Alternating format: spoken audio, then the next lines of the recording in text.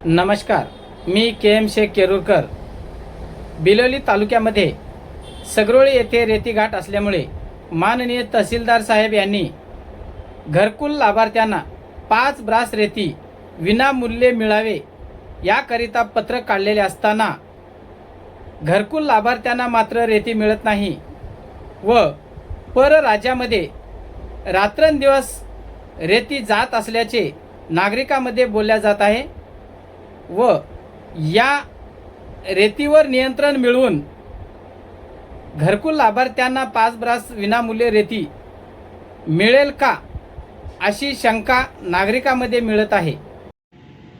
माननीय तहसीलदार साहेब यांनी घरकुल लाभार्थ्यांना विनामूल्य 5 ब्रास रेती भरून देण्याचे पत्र काढले आहे. मात्र सगरोळी रेती घाटावर घरकुल लाभार्थ्याची आर्थिक लूट करत आहेत.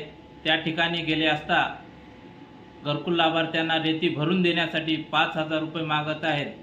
अन्यथा तुम्हाला रॉयल्टी पावती देणार नाही असे सांगत आहेत.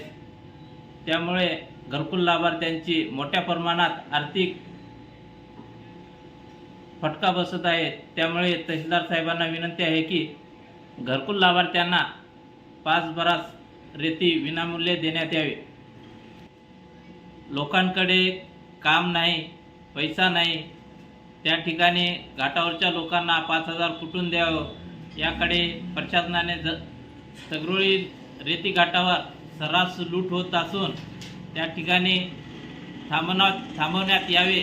आणि या ठिकाणी तहसीलदार साहेब यांचे पत्र आहे, या पत्राला काहीतरी किंमत आहे की नाही. 5,000 रुपये त्या ठिकाणी मागत आहेत. या पत्रावर पूर्णपणे लिहिले आहे की घरकुल लाभार्थ्यांना विनामूल्य मोफत रेती भरून द्यावे, तरी त्या ठिकाणी देत नाहीत. तहसीलदार साहेबांना विनंती आहे की रेती घाटावर कारवाई करून घरकुल लाभार्थ्यांना 5 ब्रास रेती देण्यात यावी.